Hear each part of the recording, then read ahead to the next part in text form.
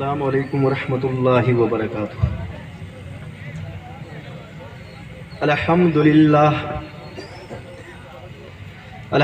للہ نحمده ونستعینه ونستغفره ونؤمن به ونتوکل علیہ ونعوذ باللہ من شرور انفسنا ومن سیئات اعمالنا من يهده اللہ فلا مضل له ومن يضلله فلا هادي له وأشهد أن لا إله إلا الله وحده لا شريك له وأشهد أن محمدا عبده ورسوله أما بعد فإن خير الحديث كتاب الله وخير الهدي هدي محمد صلى الله عليه وسلم وشر الأمور محدثاتها وكل محدثة بدعة وكل بدعة ضلالة وكل ضلالة في النار۔ أعوذ بالله من الشيطان الرجيم، بسم اللہ الرحمن الرحیم۔ لقد من اللہ علی المؤمنین اذ بعث فیہم رسولا من انفسہم یتلو علیہم آیاتہ ویزکیہم ویعلمہم الکتاب والحکمہ وَإِن كَانُوا مِن قَبْلُ لَفِي ضَلَالٍ مُبِينٍ۔ قال النبي صلى الله عليه وسلم لا يؤمن أحدكم حتى أكون أحب إليه من والده وولده والناس أجمعين۔ یا رب زدنی علما، رب اشرح لی صدری ویسر لی امری واحلل عقدۃ من لسانی یفقہوا قولی۔ یا رب زدنی علما۔ کیا لڑکوں کو مار تو بیٹی؟ ہمارا یہ حق تھا کہ سب یار ہوتے، ہمارا یہ حق تھا کہ سب یار ہوتے، مصیبت میں اپنوں کے غم خوار ہوتے، مصیبت میں اپنوں کہ غم خوار ہوتے، سب ایک ایک کے باہم مددگار ہوتے، سب ایک ایک کے باہم، سب ایک ایک کے باہم مددگار ہوتے، عزیزوں کے غم میں دل افگار ہوتے، عزیزوں کے غم میں دل افگار ہوتے، جو الفت میں یوں ہوتے ثابت قدم ہم، جو الفت میں یوں ہوتے ثابت قدم ہم، تو کہہ سکتے اپنے کو خیر الامم ہم، تو کہہ سکتے اپنے کو خیر الامم ہم۔ معزز و موقر علماء کرام، قرب و جوار سے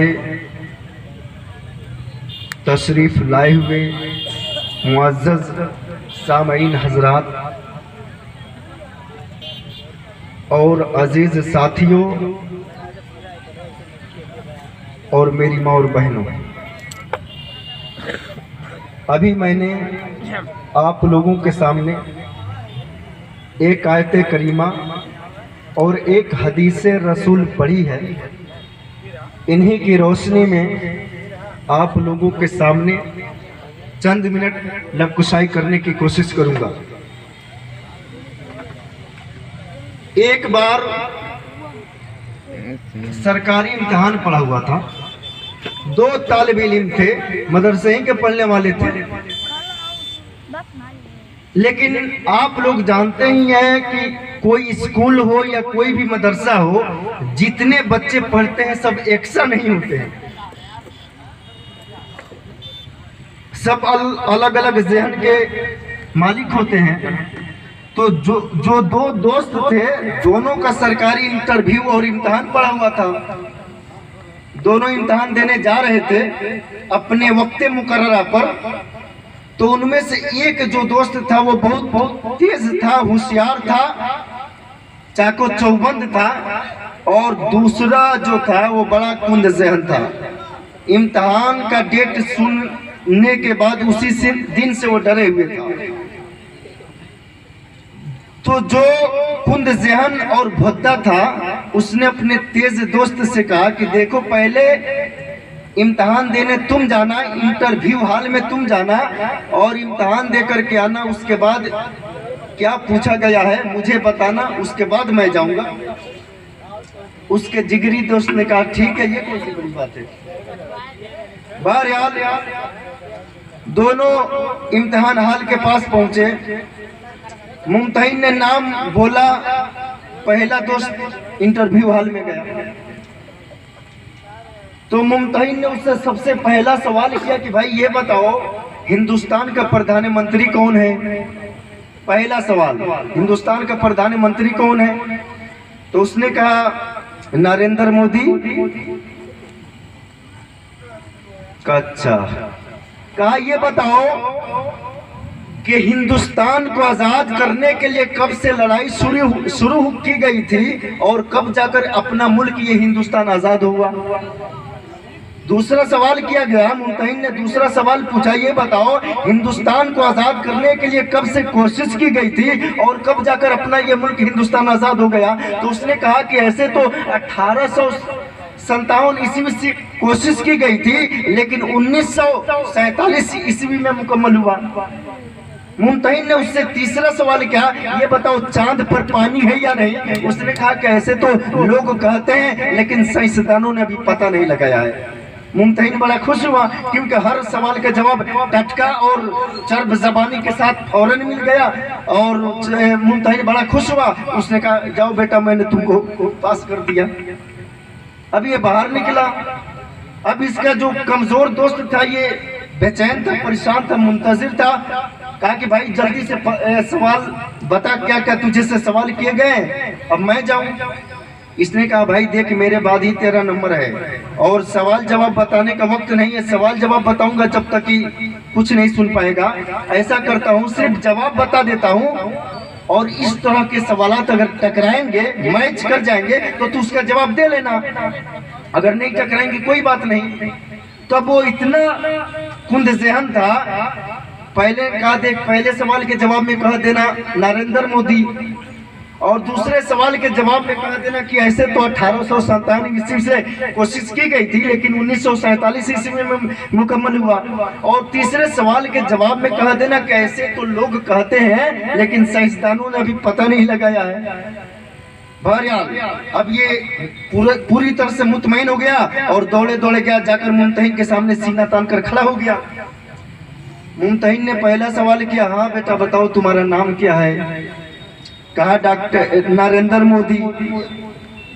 اس ممتحن نے پوچھا بیٹا یہ بتاؤ تمہارا نام کیا ہے؟ کہا نریندر مودی. اب تو ممتحن اوپر نیچے دیکھنے لگا. کہا کہ تمہاری پیدائش کب ہوئی ہے؟ کہا کہ ایسے تو 1857 عیسوی سے کوشش کی گئی تھی اور 1947 میں مکمل ہوا۔ اب ممتحن اوپر نیچے دیکھنے لگا، بڑا تیز غصہ ہے، کہا بے پاگل تو نہیں ہے؟ کہا کہ ایسے تو لوگ کہتے ہیں لیکن سائنسدانوں نے بھی پتہ نہیں لگایا۔ ایک طرف ہمارا بھی طرز عمل ایسا ہے، جس کی بات سمجھ میں آتی ہے اس کو بڑے جکڑ کے اور بڑے دلچسپی کے ساتھ ہم سنتے ہیں، لیکن جس کی سمجھ میں نہیں آتی ہے کوئی اہمیت نہیں دیتے ہیں۔ تو میرے بھائی بزرگ دوستو، آپ کا موڈ تھوڑا چینج کرنے کے لیے میں نے یہ چیزیں سنائی ہے۔ آئیے اب اصل بات کی طرف۔ حضرات، اللہ رب العالمین نے ہم لوگوں پر بے شمار احسان کیے ہیں اور ہمیں ان گنت نعمتوں سے نوازا ہے، لیکن کسی احسان پر احسان نہیں جتایا ہے۔ پورے قرآن کریم کے اندر آپ کو یہ بات کہیں نہیں ملے گا کہ اللہ تعالیٰ نے کسی نعمت پر احسان جتایا ہو کہ اے مسلمانوں، ہم نے تمہیں ہاتھ پاؤں دیے تو تم پر احسان کیا، تمہیں دیکھنے، سننے، بولنے اور سمجھنے کی اگر قابلیت بخشی تو تم پر احسان کیا، تمہارے رہنے بسنے کے لیے میں نے زمین بنائی تو تم پر احسان کیا، تمہارے لیے آسمان سے رحمت کی بارش نازل کر کے تمہاری کھیتوں کو سیراب کیا تو تم پر احسان کیا، تمہیں عدم سے وجود ملایا تو تم پر احسان کیا۔ حالانکہ یہ سب اللہ تعالیٰ کی ہی بخشی ہوئی نعمتیں ہیں، لیکن ان تمام نعمتوں کے باوجود کسی نعمت پر احسان نہیں جتایا۔ لیکن اللہ تعالیٰ کی ایک نعمت ایسی ہے، ایک احسان ایسا ہے جس کے بارے میں اللہ تعالیٰ نے احسان جتایا ہے اور وہ چیز ان تمام نعمتوں سے ہٹ کے ہے۔ اب آپ سوچیں گے کہ وہ کون سا قیمتی ہیرا ہے کہ اللہ تعالیٰ نے دنیا کی تمام آرام و آسائشیں، تمام نعمتیں ہم مسلمانوں کے آرام کے لیے مہیا کیے، پھر بھی کسی نعمت پر احسان نہیں جتایا۔ لیکن وہ کون سا قیمتی ہیرا ہے جس کے بارے میں اللہ تعالیٰ نے احسان جتایا ہے؟ قرآن کریم نے ہمیں بتایا، لَقَدْ مَنَّ اللَّهُ عَلَى الْمُؤْمِنِينَ إِذْ بَعَثَ فِيهِمْ رَسُولًا۔ اے لوگو، اے مسلمانوں، میں نے جناب عربی محمد رسول اللہ کو مومنوں کی جانب بھیج دیا، مومنوں کی طرف بھیج دیا، یہ بہت بڑا احسان کیا ہے۔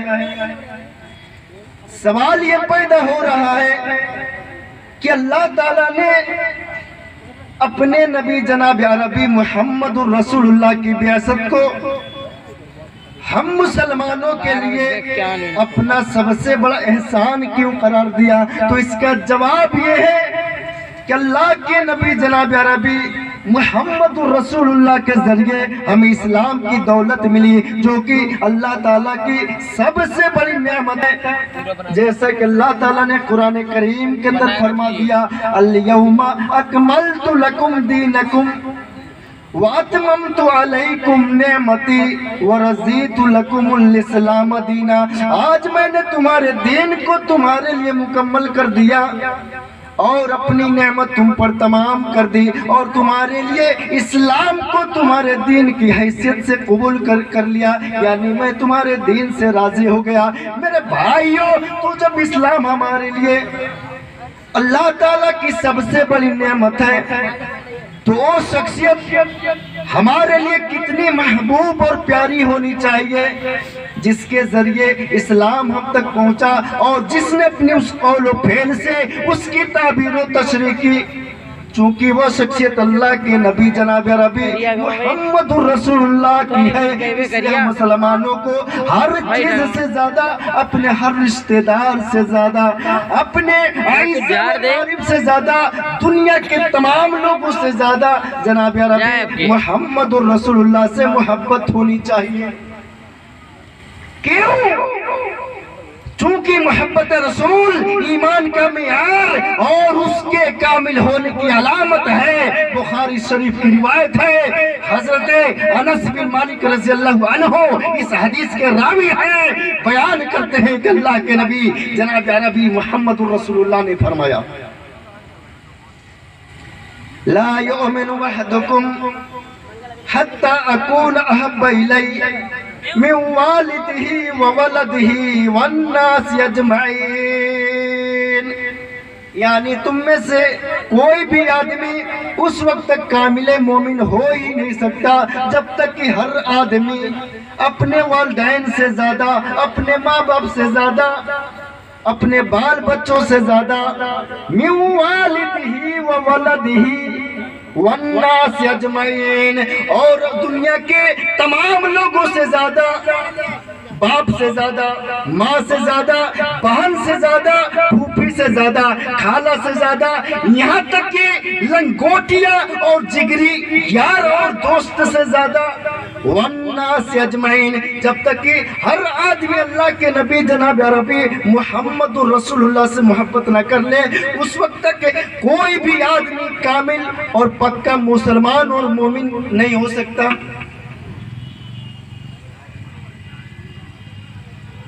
آسمان سے رحمت کی برکھا برسی، رب کائنات نے محمد رسول اللہ صلی اللہ علیہ وسلم کو اس کائنات کے اندر رحمت بنا کر کے بھیجا۔ دنیا کے اندر انقلاب آ گیا۔ پہلے دن ہی جب آپ کی ولادت باسعادت ہوئی، آپ کی اس کائنات میں تشریف آوری ہوئی، تو ایران کے آتش کدوں میں ہزاروں سال سے جلنے والی آگ بجھ گئی کہ آج ماں کے گھر ایک دلیر بچے نے جنم لیا ہے۔ دنیا کے اندر انقلاب آ گیا۔ پھر وہی بزدل قوم جس کو کبھی یمن والے لوٹتے تھے، جس کو کبھی حیرہ والے، جس پر کبھی گجاسنا اپنا حکم چلاتے ہیں تو کبھی رومیوں کے ادنا غلام، وہی قوم اس قدر طاقتور بن گئی کہ اپنے سامنے مکے کے عظیم لشکر کو کھڑا دیکھتی ہے، اور ان کا سپہ سالار مکے کا نامی گرامی پہلوان، عرب کا نام اور سرسوار، مکے کی فوجوں کا کمانڈر سینہ تانے گردن اٹھائے اپنی صفوں کو درست کرتا ہوا نکلتا ہے۔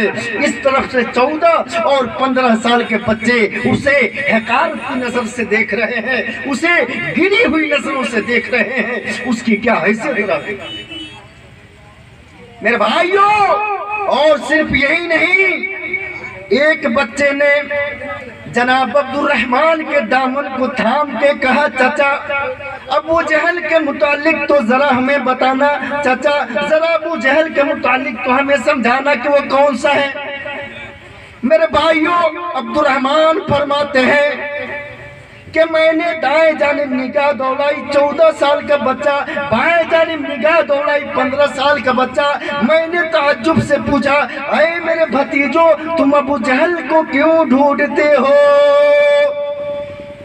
کہنے لگے کہ میری ماں نے بتایا ہے کہ ابو جہل وہ ہے جو اللہ کے نبی جناب عربی محمد الرسول اللہ کو گالیاں دیا کرتا ہے، جو اللہ کے نبی جناب عربی محمد الرسول اللہ کو برا بھلا کہتا ہے۔ میرے بھائیوں، عبد الرحمن فرماتے ہیں ٹھیک ہے تمہاری ماں نے تم سے یہ کہا ہے، لیکن اگر تمہیں اس کا علم ہو جائے تو تم کیا کرو گے؟ میرے بھائیوں، ان چھوٹے چھوٹے بچوں نے کہا، چچا یہ نہ پوچھو، یہ تو وقت ہی فیصلہ کرے گا، یہ تو وقت ہی بتائے گا کہ ہم کیا کریں گے، صرف اس منحوس کی ہمیں شکل دکھا دو۔ عبد الرحمن فرماتے ہیں کہ میں اپنے گھوڑے پہ سوار تھا، وہیں سے مکے کی فوجوں کے کمانڈر کی طرف اشارہ کر دیا کہ یہ جوان جو دکھ رہا ہے یہ رانا ابو جہل ہے۔ میرے بھائیوں، عبد الرحمن فرماتے ہیں کہ میری زبان سے لفظ بعد میں نکلے اور بچے پہلے دوڑ گئے، میدان گرد و غبار سٹ گیا، اور جب میدان سے گرد و غبار چھٹا، جب فریش ہوا تو میں نے دیکھا کہ دونوں پیدل بچوں نے گھوڑے سے ابو جہل کو نیچے کھینچ رکھا ہے اور اس کی گردن کٹ چکی ہے، اور دونوں بچوں کی تلواروں سے خون ٹپک رہا ہے، اور ایک کہتا ہے کہ دشمن رسول کو میں نے قتل کیا ہے، تو دوسرا کہتا ہے کہ نہیں نہیں، اس کے سر کو تو میں نے قلم کیا ہے۔ میرے بھائیوں، وہ کون سی جوش تھی، کون سی طرف تھی، کون سا ولولہ تھا جس نے ان چھوٹے چھوٹے بچوں کے اندر بجلیاں بھر دی تھی۔ اور یہی نہیں، حدیث کی کتابوں میں لکھا گیا ہے، سیرت نگاروں نے لکھا ہے کہ جب ابو جہل کی گردن کٹنے لگی تو اس نے افسوس کے ساتھ کہا، ہائے میں ان لوگوں کے ہاتھوں سے قتل کیا جا رہا ہوں، ہائے میں ان لوگوں کے ہاتھوں سے مارا جا رہا ہوں جن کو لڑنے کا طریقہ بھی نہیں آتا۔ ظاہر سی بات ہے میرے بھائیوں، وہ لوگ لڑنا نہیں جانتے تھے، کمزور تھے، بزدل تھے، لیکن اللہ کے نبی جناب عربی محمد رسول اللہ نے ان کے معاشرے کو گناہوں سے پاک کیا، انہیں جرائم سے روکا، ان کی روحوں کو پالیدگی بخشی، انہیں دنیاوی لذتوں سے ہٹا کے اخروی لذتوں کا مزہ عطا کیا۔ پھر یہ دنیا کی سب سے بزدل ترین قوم، دنیا کی سب سے سپر پاور قوم بن گئی۔ پھر کبھی یہ سوال پیدا نہیں ہوا، پھر کبھی یہ سوال نہیں ہو رہا ہے کہ جن سے مقابلہ ہم لوگ کریں وہ کمزور ہیں یا ان کی تعداد زیادہ ہے۔ میرے بھائی بزرگوں دوستو، آج ہم پامال و کھار پریشان و درد مند۔ آج وجہ کیا ہے کہ اب ہم پریشان حال ہیں، ہمیں آرام و سکون کی روٹی میسر نہیں۔ جب دیکھو جب کسی مسئلے میں الجھے اور پھنسے ہوئے، کوئی کورٹ کا چکر لگا رہا ہے تو کوئی تھانے کا چکر لگا رہا ہے، یعنی آج کل کوئی سکون سے زندگی بسر نہیں کر رہا ہے۔ وجہ کیا ہے؟ کارن کیا ہے؟ وجہ یہ ہے کہ ہر وہ گناہ جس سے اللہ نے ہم کو روکا، ہر وہ گناہ جس سے محمد رسول اللہ نے ہم کو روکا ہے، ہم نے اس گناہ کو اپنی زندگی کا وتیرہ اور جز بنا لیا ہے۔ تو پھر ہم دشمنوں کی تلوار سے نہیں ڈریں گے تو اور کون ڈرے گا؟ میرے بھائیوں، تو میں یہ کہنے جا رہا تھا کہ آج ہم دیکھیں کہ اللہ تعالیٰ نے قرآن کریم کے اندر کیا فرمایا ہے۔ اللہ تعالیٰ نے قرآن کریم کے اندر فرما دیا، وَمَا أَرْسَلْنَاكَ إِلَّا رَحْمَةً لِلْعَالَمِينَ۔ اے میرے نبی، اے میرے حبیب، ہم نے تو آپ کو سارے جہان کے لیے رحمت بنا کر کے بھیجا ہے، ہم نے تو پوری کائنات کے لیے آپ کو کرپیالو اور دیالو بنا دیا ہے۔ اور اس سارے جہان کے لیے رحمت کیا تھی کہ اس نے لوگوں کی نگاہوں کو پاک کر دیا، لوگوں کے جسموں کو پاک کر دیا، لوگوں کے دلوں کو پاک کر دیا۔ انقلاب ایسا برپا کیا کہ ایک آدمی گناہوں کے اندر غرق اللہ کے نبی جناب عربی محمد رسول اللہ کے پاس حاضر ہوتا ہے۔ ایک شخص گناہوں سے لتھڑا ہوا، گناہوں میں اٹا ہوا، اللہ کے نبی جناب عربی محمد رسول اللہ کے پاس حاضر ہوتا ہے۔ کیا سوال کر رہا ہے؟ اے اللہ کے نبی، کیا میں اسلام لے آؤں؟ کیا میں اسلام قبول کر لوں تو کیا میرے گناہ بھی معاف ہو جائیں گے؟ اللہ کے نبی نے فرمایا کہ ہاں ہاں اسلام لے آؤ، اللہ تمہارے گناہوں کو معاف فرما دے گا۔ میرے بھائیوں، غور کرنے کا مقام ہے، سوچنے کا مقام ہے۔ اسلام لے آیا، اس نے اللہ کے نبی کے پیچھے ایک نماز پڑھی، اور ہم ہزاروں پڑھتے ہیں اور قرآن بھی پڑھتے ہیں کہ اِنَّ الصَّلَاةَ تَنْهَا عَنِ الْفَحْشَاءِ وَالْمُنکَرِ، کہ نماز بے حیائی سے روکتی ہے، نماز برائی سے روکتی ہے۔ میرے بھائیوں، آج ہم نمازیں بھی پڑھتے ہیں، بقیہ سارے کام بھی کر رہے ہیں، پھر معنی کیا ہے؟ قرآن کی بات غلط نہیں، ہماری نماز غلط ہے۔ اس دیہاتی نے اللہ کے نبی کے پیچھے صرف ایک نماز پڑھی، اس لیے تو لوگ کہہ دیتے ہیں، سارے لوگ چاہے وہ جاہل ہو یا عالم ہو سب جانتے ہیں کہ جو نماز پڑھتا ہے وہ گناہ نہیں کر سکتا ہے، اس لیے کہ اِنَّ الصَّلَاةَ تَنْهَا عَنِ الْفَحْشَاءِ وَالْمُنکَرِ، کی نماز تو بے حیائی اور برائی سے روکتی ہے۔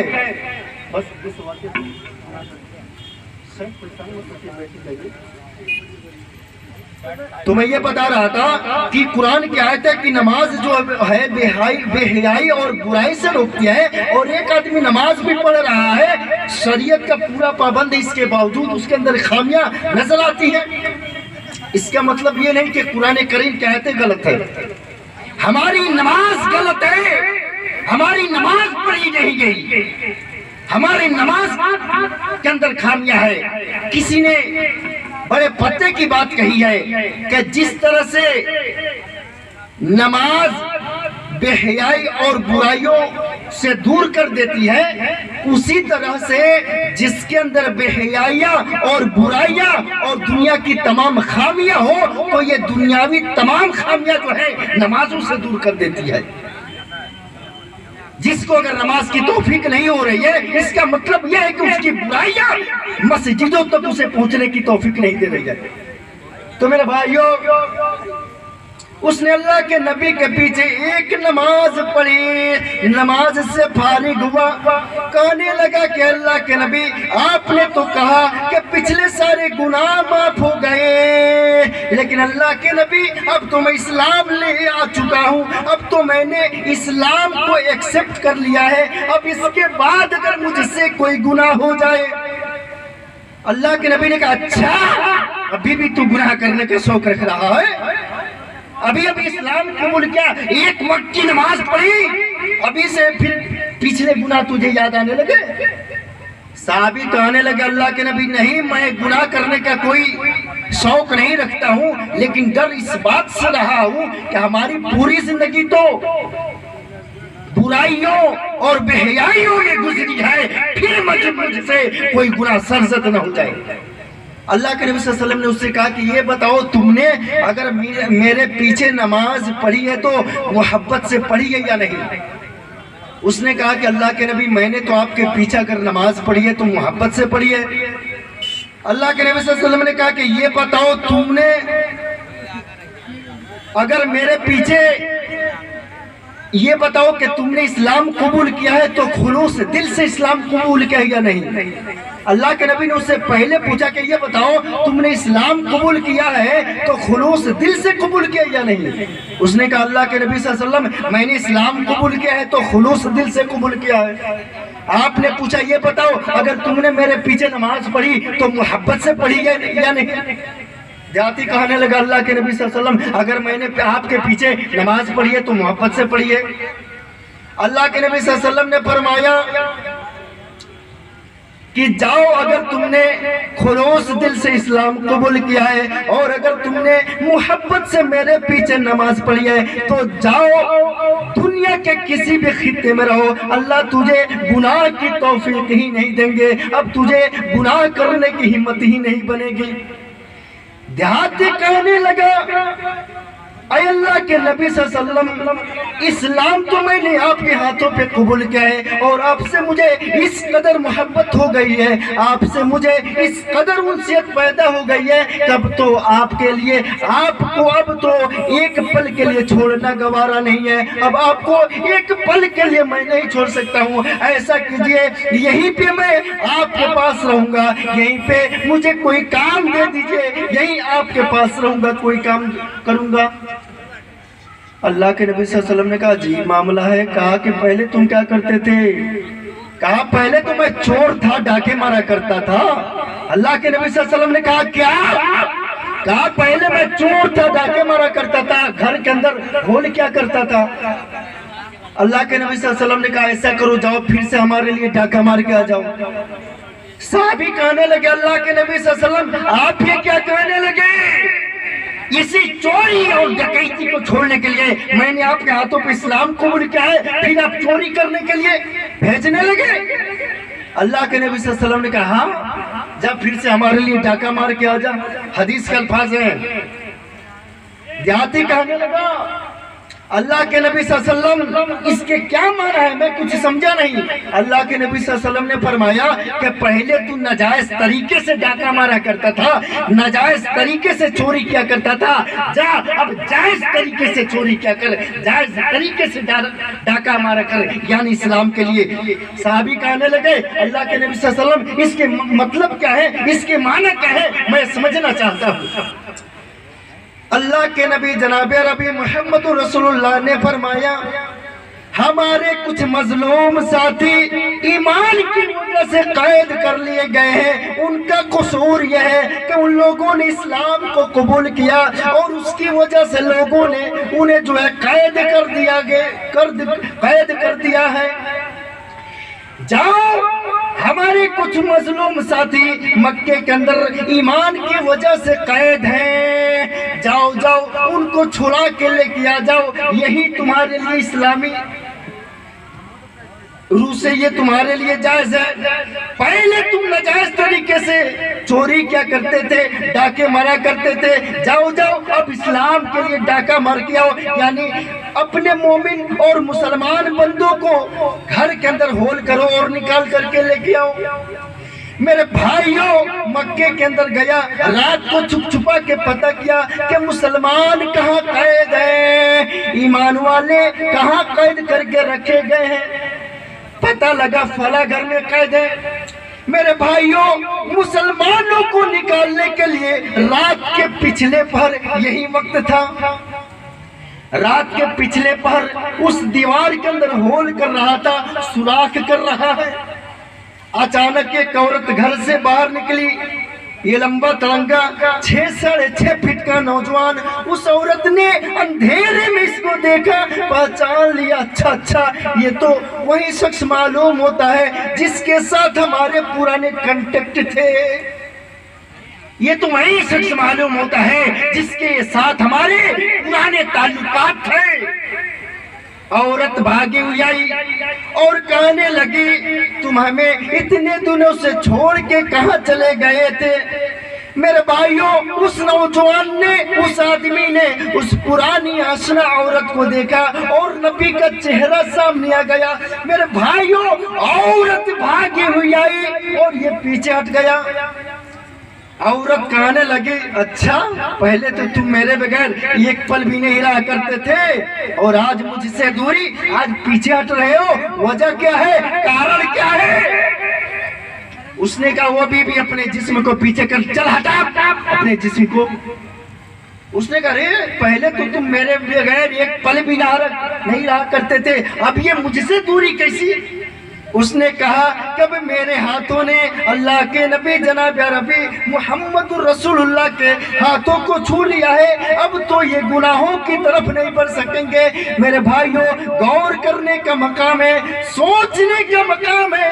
इस्लाम ले आया, अल्लाह के नबी के पीछे एक नमाज पढ़ी थी, सिर्फ जोहर की, मक्के के अंदर चला गया, ईमान वालों को निकाल रहा है। अचानक एक औरत आई, फाइशा औरत थी, बदचलन थी, जिसके साथ इसके ताल्लुकात थे। उसने अपने तरफ मदऊ किया, अपने तरफ वरगलाना चाहा और इसने अपने आप को बचा लिया, अपने आप को गुनाहों से हटा लिया। क्यों?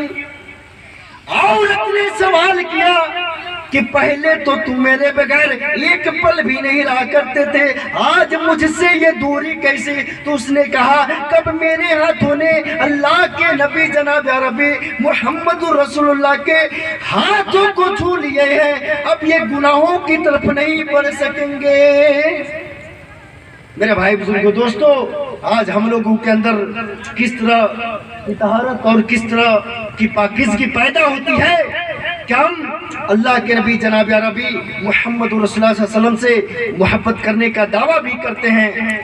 हम ये भी कहते हैं कि ला युमिन अहदुकुम हत्ता अकूना अहब्बा इलैहि मिन वालिदिही व वलदिही वन नास अजमईन, यानी तुम में से कोई भी आदमी उस वक्त तक कामिल मोमिन हो ही नहीं सकता जब तक कि हर आदमी अपने वालिदैन से ज्यादा, अपने माँ बाप से ज्यादा और दुनिया के तमाम लोगों से ज्यादा जनाब अरबी मोहम्मद रसूलुल्लाह सल्लल्लाहु अलैहि वसल्लम से मोहब्बत। इन्नल मुहिब्ब लिमन युहिब्बु लमुतियु, मोहब्बत तो उनको होती है जो अपने महबूब की कही हुई बात से एक इंच भी पीछे हटना गवारा नहीं करते हैं।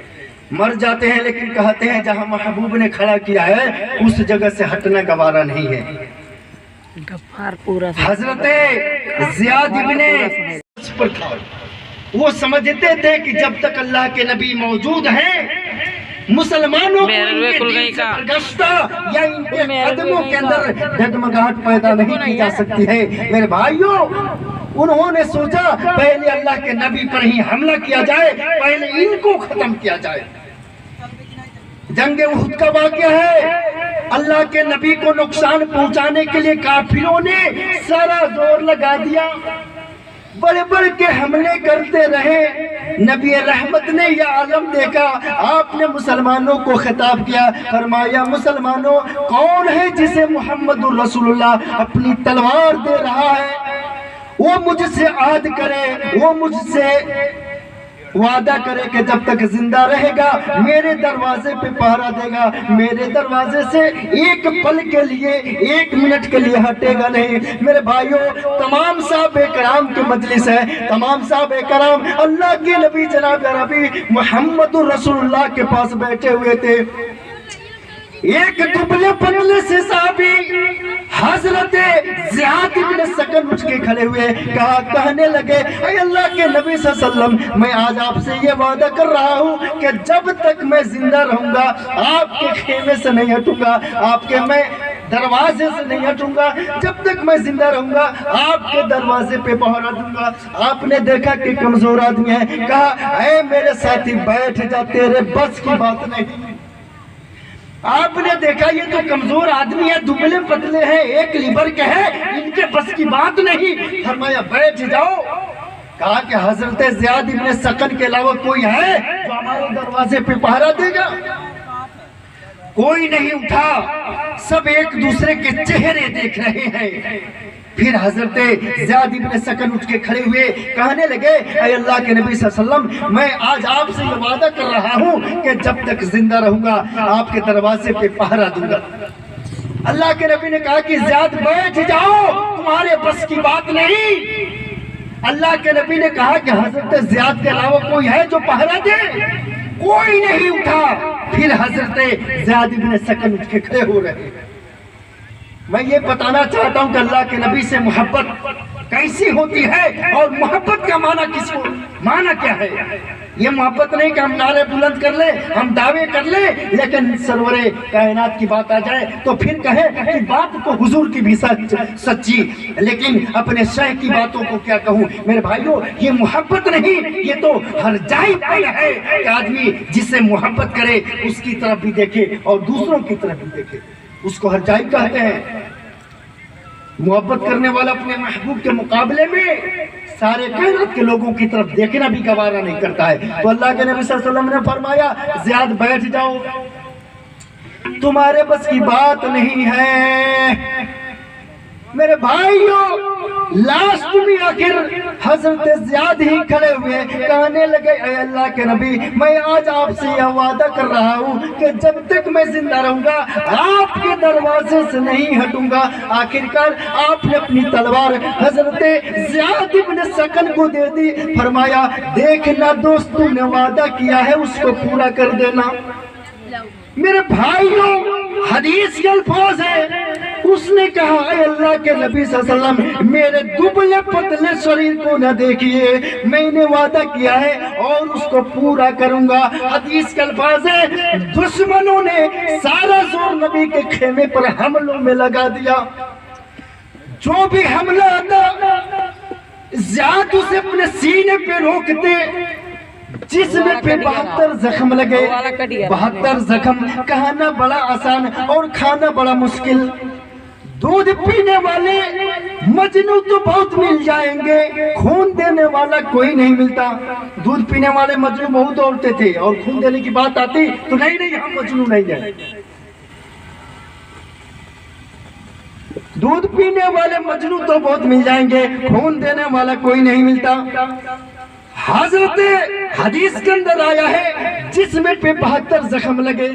हजरत ज़ियाद इब्न सकन बेहोश होकर के गिर पड़े। तलहा व ज़ुबैर आगे बढ़े, जल्दी से उठाया कि हजरत ज़ियाद को उठा करके जख्मियों के कैंप में ले जाए ताकि इन्हें मरहम पट्टी कर दिया जाए।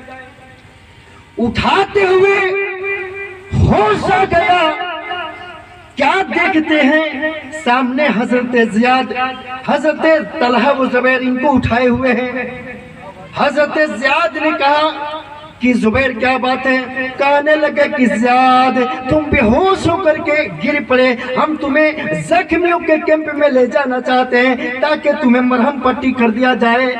کہنے لگے نہیں نہیں ایسا نہ کرو، میں نے تو اپنے نبی سے وعدہ کیا ہے کہ جب تک جسم میں خون کا ایک بوند رہے گا آپ کے دروازے سے نہیں ہٹوں گا، اور ابھی تو میری زندگی کی سانس باقی ہے، اس لیے اے لوگو، اے میرے دوستو، مجھ کو نبی کے خیمے سے ایک پل کے لیے نہ ہٹاؤ۔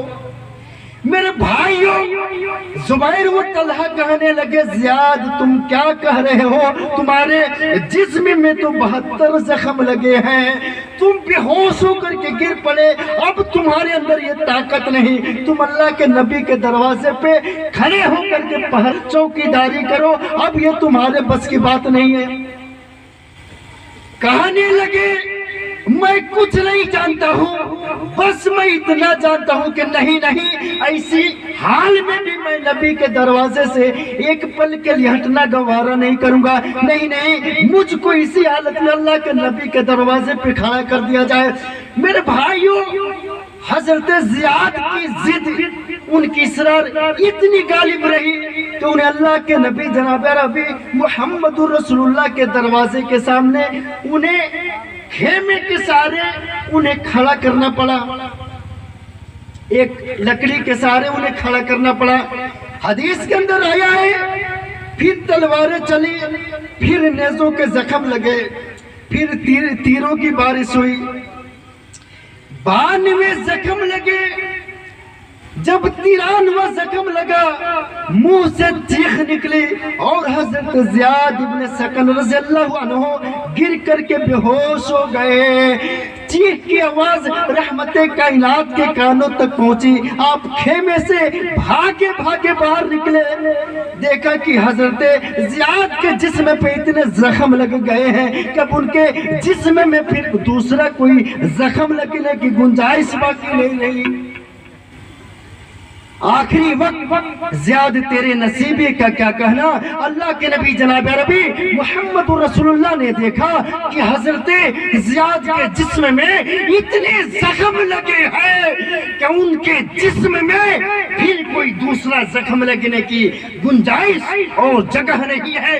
حدیث کے الفاظ ہیں، اللہ کے نبی نے دیکھا کہ سر سے لے کر کے پاؤں تک جب ہر جگہ سے خون ٹپک رہا ہے، آنکھوں میں آنسو آ گئے کہ عزیز علیہ ما عنتم حریص علیکم بالمؤمنین رؤوف الرحیم، میں نے اتنا مہربان، اتنا کرپالو اور دیالو نبی تمہارے اندر بھیجا ہے کہ کانٹا اگر تمہارے پاؤں میں چبھتا ہے تو ٹھیس اپنے دل پہ محسوس کرتا ہے، اتنا مہربان اور مشفق نبی۔